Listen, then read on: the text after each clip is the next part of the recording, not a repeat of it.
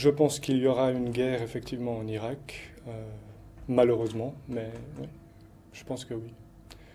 Pour des motifs de politique interne ou politicienne, dira-t-on, je serais surpris que George Bush puisse faire un pas en arrière par rapport aux engagements qu'il a pris, autant chez lui, enfin, ou sur le plan interne qu'au niveau international. Il y perdrait son poste probablement. Difficile d'y répondre. Il y a quelque temps, j'aurais dit oui, sans vraiment d'hésitation. Maintenant, plus ça avance, plus ça devient compliqué de répondre dans la mesure où il y a toujours cette impression d'une volonté vraiment américaine d'y aller. Des moyens qui se mettent en place, toute une machine de guerre qui semble plus ou moins inarrêtable.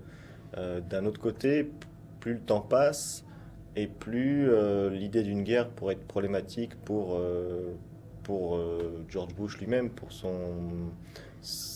dans sa perspective de politique intérieure et même sur le plan international. La seule possibilité de ne pas avoir une guerre que je vois, c'est si l'opinion publique américaine en fait se tourne encore plus contre une guerre et s'il n'y a pas d'accord du Conseil de sécurité, qu'à ce moment-là, Bush, je ne sais pas, trouve une excuse pour revenir en arrière.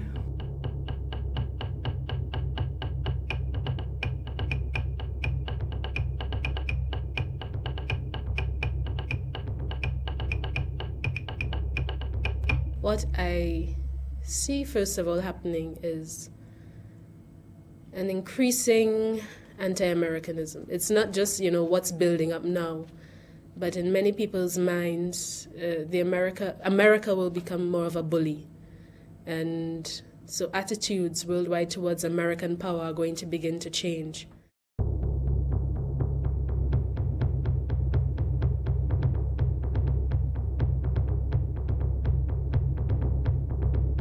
People are going to begin to ask, well, if this is what, democracy is, then maybe we don't want a part of it. It simply means imposing your will on others.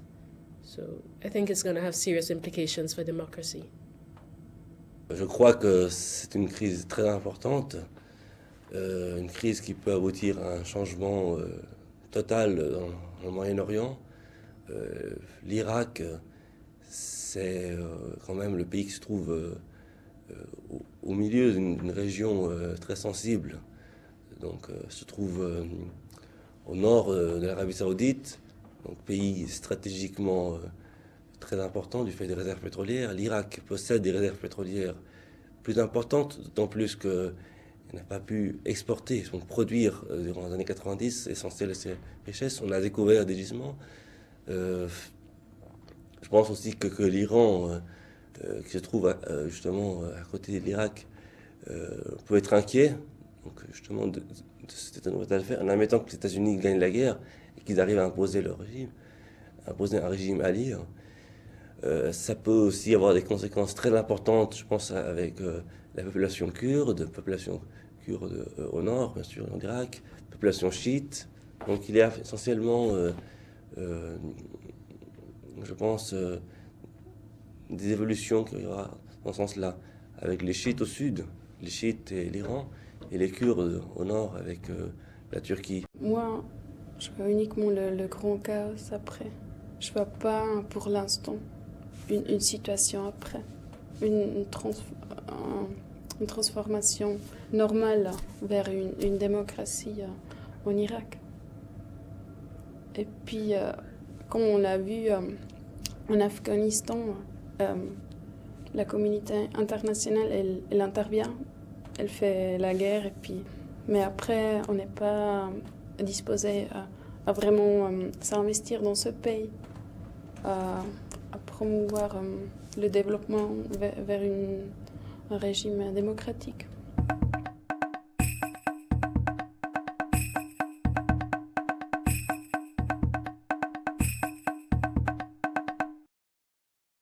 Dans le papier que le correspondant à Washington du Monde va publier ce soir à Paris et demain vous le lirez ici, il y a une phrase qui m'a frappé, à propos justement de l'intervention du président Bush au Congrès, devant le Congrès. La phrase est la suivante: la guerre n'est pas déclarée, mais elle est annoncée.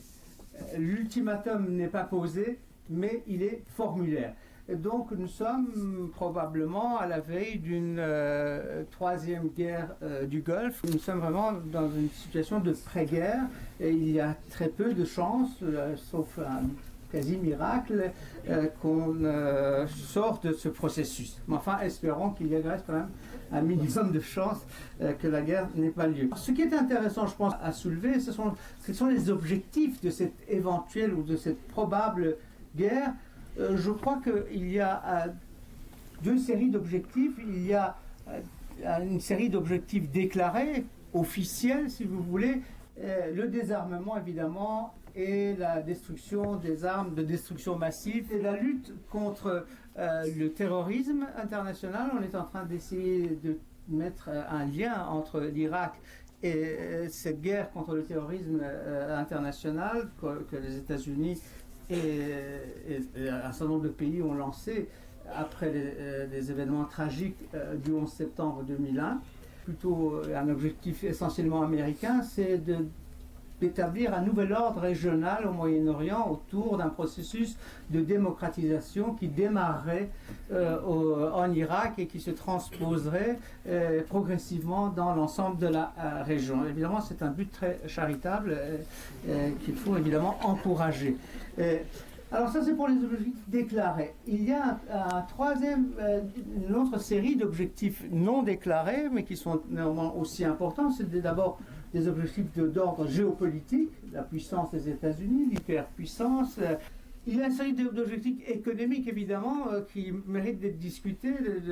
Le pétrole, est-ce que c'est une guerre du pétrole? Je n'en suis pas tout à fait sûr. Est-ce que c'est une guerre pour la relance économique? Et puis, il y a aussi, il faut le dire, il y a des objectifs personnels. Monsieur Bush est le fils de son papa. Et donc, il a dit 2 fois dans des discours officiels que ce problème, il était sensible à ce problème et qu'il avait eu une tentative d'attentat au Koweït en 1993 quand l'ancien président Bush était passé faire une visite de courtoisie dans ce pays. Et cet attentat avait été évidemment téléguidé de l'extérieur par le gouvernement de M. Saddam Hussein. Au risque d'être un peu provocant, je dirais que la question des rapports d'inspection n'est que la partie visible de l'iceberg. Pourquoi ? Je crois que nous n'avons pas de preuves, nous n'avons que des prétextes. Et c'est ça qui fait, je dirais, très mal, parce que, très honnêtement, il faut avoir le courage de le dire. Une démocratie ne parle pas ainsi, ne se comporte pas ainsi. Pour ceux qui ont fait un peu d'histoire, il suffit de se rappeler comment les pays agresseurs essayaient de trouver des prétextes pour pouvoir agresser un voisin ou un autre. Et que l'Amérique fasse cela fait très mal aux Européens qui aiment et qui continuent à aimer l'Amérique. Bien sûr, il y a une question irakienne, il s'agit d'un régime qui est dangereux, un régime qui est malfaisant et un régime qui certainement cache des armes de destruction massive. Donc ma position sur ce point est claire. Mais dans les relations internationales, rien n'est jamais sûr, mais s'il y a bien une certitude aujourd'hui, c'est que l'administration Bush veut faire la guerre. Hélas, nous avons affaire à une administration d'idéologues à la fois messianiques et d'idéologues ivres de puissance et qui veulent démontrer à bon compte la puissance inégalée de l'Amérique dans le monde de l'après-guerre froide. Ce qui me gêne un peu dans cette histoire, c'est quand on pense à la Corée du Nord, qui est un régime bien plus dangereux, et la Corée du Nord, qui, elle, a un programme nucléaire, on lui propose une négociation. Mais l'Irak, qui apparemment n'a plus d'armes nucléaires, eh bien, on menace l'Irak de guerre. Donc je crois qu'il y a quelque chose qui ne joue pas, et j'aurais souhaité que l'Europe puisse montrer sa différence et dire à nos alliés américains que nous ne sommes pas d'accord avec cette guerre qui n'a aucune justification, ni justification politique, ni justification juridique. Nous assistons aujourd'hui à la subversion de l'ordre juridique international.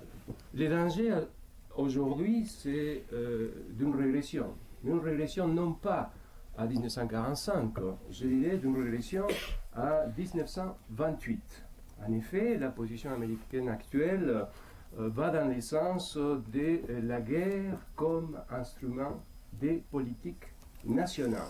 Donc il y a deux conséquences graves, je dirais, de la position américaine, à savoir l'affaiblissement du système de sécurité collective et d'autre part, et d'une manière plus générale, l'affaiblissement de la primauté du droit, c'est-à-dire un droit égal pour tous, un droit qui doit être respecté pour tous. Il existe aujourd'hui une sorte d'imposition de la culture de la force dans les relations internationales. Et je crois que face à cette culture de la force, qui souhaite donc régler tous les problèmes par le biais des bombardements, par le biais des invasions, etc., il faut opposer la culture du droit. Le danger, c'est une dislocation de l'Irak. Et s'il y a une division de l'Irak en 2 ou 3 États, un État kurde au nord, un État chiite au sud, et un État arabe sunnite au centre, là, c'est la mise en cause des frontières établies, en fait, à la suite de la Première Guerre mondiale dans cette région du monde. Et à ce moment-là, on ouvre une boîte à Pandore, ce serait une sorte de nouvelle Yougoslavie, plus le pétrole, plus les armes de destruction massive, plus l'emplacement géostratégique extrêmement sensible du pays. Si la crise était réglée pacifiquement et que les sanctions étaient levées, puisque tout cela est lié, eh bien, sans être machiavélique, je dirais qu'on peut subodorer que le secteur pétrolier ne serait pas ouvert aux compagnies américaines. En revanche, si la guerre a lieu et si les Américains occupent l'Irak et disposent de toutes les cartes, il est très clair que les grandes compagnies américaines auront, je dirais, carte blanche dans la région. Les contrats de reconstruction, c'est une chose. Mettre la main sur les ressources pétrolières, c'en est une autre. Et je ne pense pas que l'idée des États-Unis de mettre la main sur les ressources pétrolières, ça serait suicidaire de leur part. Par contre, évidemment, quand il va falloir reconstruire l'Irak, il y aura beaucoup de compagnies américaines sur les lieux. Alors une question importante est de savoir qui va payer ces sommes, en tout cas les sommes directes de la guerre et ensuite celles de la reconstruction. Et il y a eu quelques études privées qui ont essayé de faire l'addition. Et ce qui ressort de tout ça, c'est qu'on n'a aucune idée de ce que va coûter la guerre, car tout dépend comment elle se déroulera. Les choix stratégiques qui seront admis, la manière dont elle se déroulera, est-ce que ça ira vite et bien ou est-ce que ça sera long et douloureux. Donc on est dans une grande inconnue. Les différentes estimations sérieuses vont entre 120 milliards de dollars à 1500 milliards de dollars. Pour chiffrer, pour vous donner de la somme, c'est peut-être pas quelque chose que vous avez dans vos poches, c'est entre 1% et 15% du PIB américain. Encore une fois, ce qui s'est passé, si on revient dans le passé, à la précédente guerre, celle de 1991, les coûts avaient été pris en charge par les alliés des États-Unis, en particulier le Japon et l'Allemagne, et un certain nombre de mauvaises langues assurent que les États-Unis ont fait des profits sur les remboursements de leurs frais militaires. En tout cas, ça n'aura pas coûté grand-chose. Cette fois-ci, il est clair que le coût ne sera pas partagé. Le Japon n'en a pas les moyens, n'en a plus les moyens. L'Allemagne s'est empressée de déclarer son hostilité. On peut se demander s'il n'y a pas des raisons mercantiles. De manière plus générale, on peut se demander si les oppositions d'un certain nombre de pays européens ou le refus de s'associer à une motion du Conseil de sécurité ne cache pas l'envie de ne pas avoir à payer ultérieurement. Je crois que la France va suivre, malgré les discours du président Chirac. Je crois que malheureusement, la France n'a pas le choix. Je suis d'accord avec toi parce que vraiment, si la France pose un veto, ce serait vraiment la fin de l'ensemble occidental, en fait, ou une crise grave dans l'unité de l'Occident. Et les Français réfléchiront à 2 fois avant de poser un veto. Ce serait un événement historique quasiment sans précédent. Je crois que la France ne veut pas la guerre. La France a envie de tout faire pour que la guerre n'ait pas lieu, mais si la guerre doit avoir lieu, il est impossible que la France ne suive pas, parce qu'elle serait écartée de l'après-Saddam, et là, elle ne peut pas l'accepter. Donc, à mon avis, mais la France souhaite ne pas utiliser le veto et peut-être essayer de soudoyer les petites puissances, puisque, comme vous le savez, Il faut qu'il y ait une majorité de 9 membres au Conseil de sécurité. On peut peut-être encore jouer sur ce terrain. En revanche, le veto russe ou le veto chinois, eh bien, c'est peut-être un peu, comment dirais-je, un peu péjoratif de dire ça, mais ils sont achetables.